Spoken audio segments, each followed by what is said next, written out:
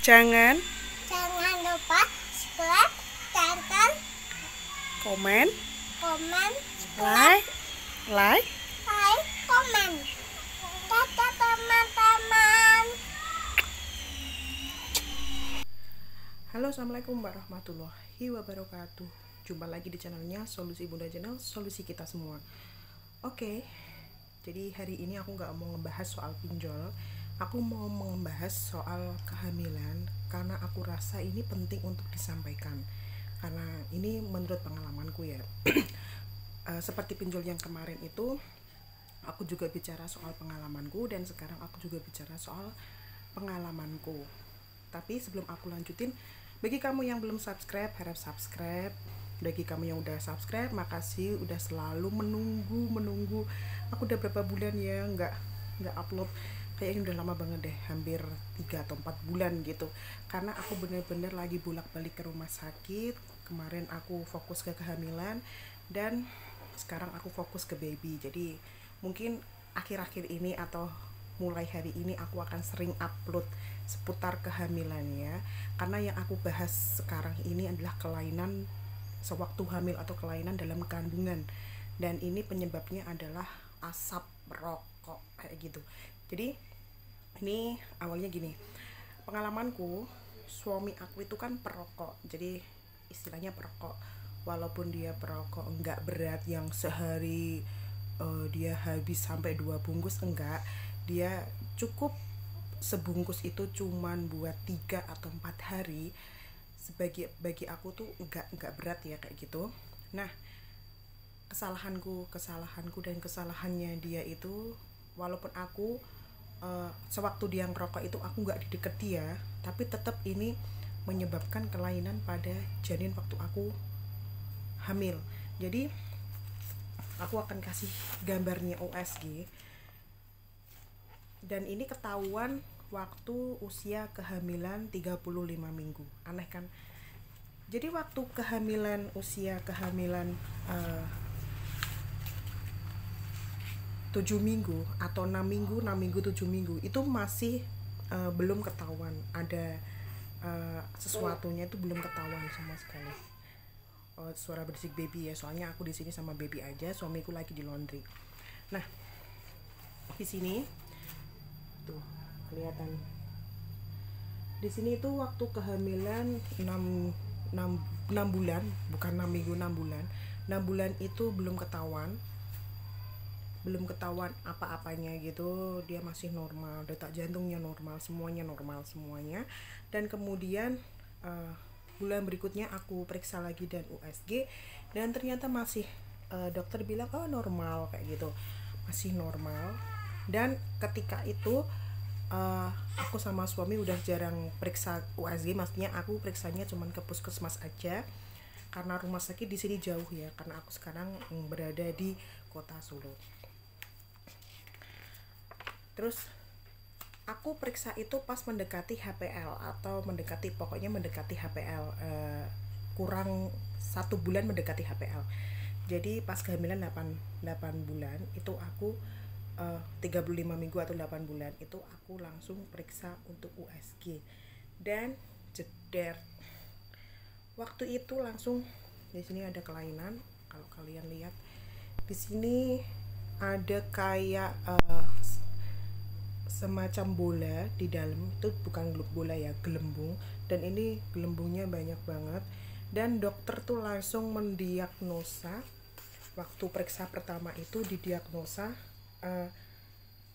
megavesica, dan disitu aku langsung down banget sama suami, itu down banget. Waktu itu aku periksa sama saudaraku, suamiku lagi jaga laundry, aku periksa sama saudaraku, dan itu saudaraku juga down pas denger. Di sini diagnosanya kelihatan kan, jadi kelihatan didiagnosa megavesica, double bubble, dan aku disaranin untuk veto maternal. Dan itu aku langsung down banget. Aku cepet-cepet untuk ambil surat rujukan dan sebagainya untuk pakai BPJS untuk veto, karena USG veto maternal itu mahal banget ya, hampir 1 juta. Nah, setelah itu aku langsung USG feto maternal. Dan USG feto maternal itu hasilnya mana ya hasil USG yang satunya, bentar saya cari dulu. Oke, maaf ya tadi aku jeda karena aku lagi nyari hasil USG-nya. Dan ini waktu USG feto maternal dari rumah sakit lain yang lebih besar, dan ini langsung didiagnosa sebagai kista atau tumor. Jadi yang memiliki kista atau tumor itu bukan aku, tapi babynya atau di dalam kandungannya. Dan ini aku langsung shock, down, terus kepikiran banget kenapa kok bayi dalam kandungan bisa ada kista sama tumor. Dan dokter di situ belum memastikan itu kista beneran atau tumor beneran atau hanya benjolan atau hanya berisi cairan atau belum apapun, karena belum observasi, dan observasi setelah bayi lahir. Sebentar, babyku nangis. Maaf ya aku sambil ngomong soalnya. Nah, waktu dikasih tahu kayak gitu, aku langsung tanya penyebabnya apa, kok bisa ada kista di dalam baby gitu. Terus dokternya tanya apa suaminya perokok, terus aku bilang iya suami perokok, tapi aku nggak pernah yang namanya mendekati suami pas rokok, dan suamiku tahu dan paham kalau misalnya dia ngerokok dia keluar gitu, atau enggak dia gak deket aku. Terus si dokternya menjelaskan walaupun si bapak tidak merokok di dekat Anda, tapi tetap kalau misalnya setelah merokok dia cium Anda atau Anda mencium bajunya atau apapun, itu sama aja ada zat-zat yang Anda cium gitu, Anda masuk ke dalam tubuh Anda gitu, dan itu efeknya ke baby. Waktu itu aku shock dan suami shock karena nggak mungkin banget gitu, karena kok bisa. Tapi kembali lagi semua kuasa Allah. Terus ya udah kita jalanin tes kayak gitu, dan 3 minggu setelahnya kita disuruh kembali untuk dijadwalkan operasi sesar. Jadi itu aku operasi sesar di 38 minggu. Karena di sini nanti aku akan jelaskan dari awal aku kehamilan ya, bukan di sini. Nanti aku akan bikin video dari awal kehamilan, hitungan HPL dan HPL yang berbeda-beda dari setiap dokter. Nanti aku akan cerita di lain kesempatan. Dan awal-awal gimana aku istilahnya dikira hamil BO juga, nanti aku akan cerita semuanya, tapi aku mau membahas soal ini dulu. Nah, setelah itu si dokter menjelaskan untuk tidak khawatir kayak gitu. Terus aku dikasih tahu disuruh 3 minggu lagi balik untuk dijadwalkan operasi sesar. Setelah 3 minggu balik dan aku dijadwalkan operasi sesar. Jadi aku tanggal 26 Oktober itu aku periksa. Setelah periksa langsung dokter bilang babynya udah besar banget dan dia udah masuk ke panggul. Untuk normal nggak bisa karena Anda ada riwayat sesar yang pertama, jadi Anda harus sesar lagi karena bayinya besar banget. Karena bayinya itu diprediksi itu beratnya 3,9 atau 4 kilo, tapi pas lahir cuma 3,6 kayak gitu. Nah, setelah babyku lahir, ini singkat cerita ya, tanggal 27 Oktober setelah sesar, aku sesar tuh pagi-pagi sekitar jam setengah 8 babyku lahir.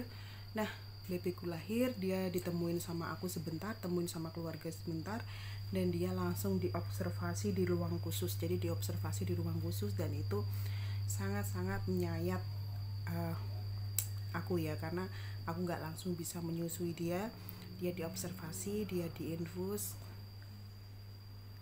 terus dia pakai jadi susunya dia lewat mulut kayak gitu, sama dia pakai oksigen. Dan waktu habis sesar itu kan aku nggak bisa langsung datang karena perlu yang namanya latihan kayak gitu, latihan miring, latihan jalan dan sebagainya. Dan yang bisa datang ke ruangan khusus bayi atau observasi itu adalah ibunya. Jadi ibu si baby itu. Selain itu nggak ada yang bisa datang. Nah, singkat cerita, waktu bayiku diobservasi, yang sering dipanggil dokter itu adalah suamiku untuk tanda tangan, terus untuk dikasih tahu apa yang dialamin sama si baby. Dan si babyku juga di USG. Jadi si babyku itu dia di USG daerah perutnya, karena perutnya itu benar-benar kelihatan besar. Dan hasil USG dari si baby juga ada. Dan di sini aku mau ngasih tahu hasil USG dari si babyku. Nah, di sini adalah USG perut si babyku, kelihatan nggak? Nah, dan masih sama diagnosanya. Si dokter bilang kemungkinan ini adalah kista atau tumor, tapi kita belum tahu dan belum pasti ini tumornya di mana, kistanya di mana. Mudah-mudahan kita salah atau apa, mudah-mudahan kayak gitu. Terus kita akhirnya dirujuk ke Rumah Sakit Mawardi Solo. Pasti tahu. Itu rumah sakit besar banget dan itu khusus untuk kelainan-kelainan seperti itu. Nah, singkat cerita kita ke sana pas si baby udah boleh keluar. Jadi yang boleh keluar itu aku dulu. Jadi aku lahiran tanggal 27 Oktober. Terus babyku keluar itu sekitar 5 hari setelahnya. Terus tanggal berapa ya, sekitar tanggal 3 November atau 4 November kita ke Rumah Sakit Mawardi karena rujukan ke sana. Terus di sana si babyku itu dicek lab, terus dijadwalkan untuk ronsen atau CT scan kayak gitu. Nah, pas di lab itu si baby diambil darahnya, tapi aku tanya ini nggak pakai kencing karena ini pakai pampers. Kalau misalnya pakai kencing gimana kalau menyusul aja, karena baby kan nggak tahu pipisnya kapan kan gitu. Terus si petugasnya bilang nggak apa-apa, nggak pakai kencing gitu. Ternyata dari dokternya harus pakai kencing, dan besok tanggal 30 November kita harus balik lagi untuk cek semuanya lagi. Nah, singkat cerita kita udah CT scan, bukan CT scan ya, ronsen namanya. Kita udah ronsen dan hasil ronsennya itu, sekarang tuh hasil ronsen itu bukan gambar ya, tapi langsung tulisan. Katanya biar memperjelas dan gambar itu hanya milik dokter, dan aku minta gambarnya itu nggak boleh. Ini ya, kalau kalian nggak percaya, ini bener-bener tuh hasil radiologi, dan hasilnya itu adalah di ginjal sebelah kiri itu ada multicystic dysplastic kidney, atau bisa kalian nyari di Google itu MKD. Jadi kelainan pada ginjal. Jadi kelainan pada ginjal itu, ginjal yang satunya normal dan ginjal yang satunya itu ada gelembung-gelembungnya di luar gitu. Nah, ini yang kita belum tahu, ginjal yang gelembung-gelembung itu mempengaruhi sistem atau enggak. Tapi untuk yang sekarang ini, kalau aku ditanya sama dokter dedeknya pipis atau enggak, pipisnya enggak sering, jadi pipisnya wajar aja gitu.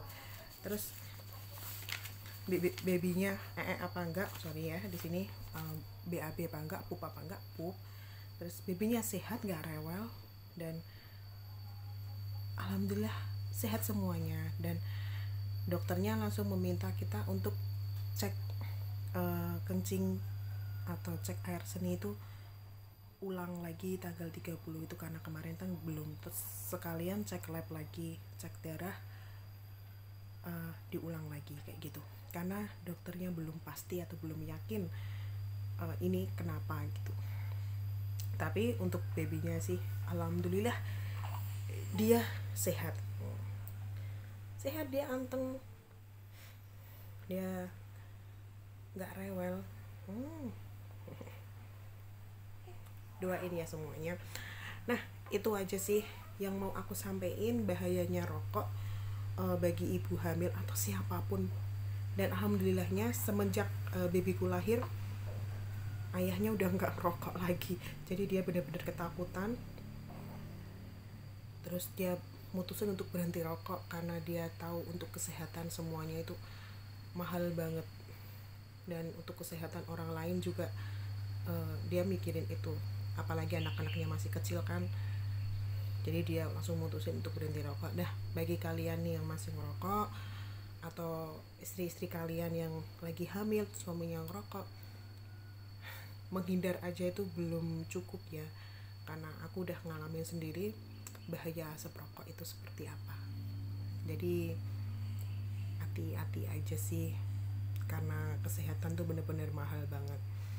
Nah untuk lain kali aku akan jabarin gimana sih aku pas tes pack positif sampai aku dikira hamil BO, sampai disuruh kuret, sampai disuruh untuk minum pil apa sih namanya, pil haid kayak gitu.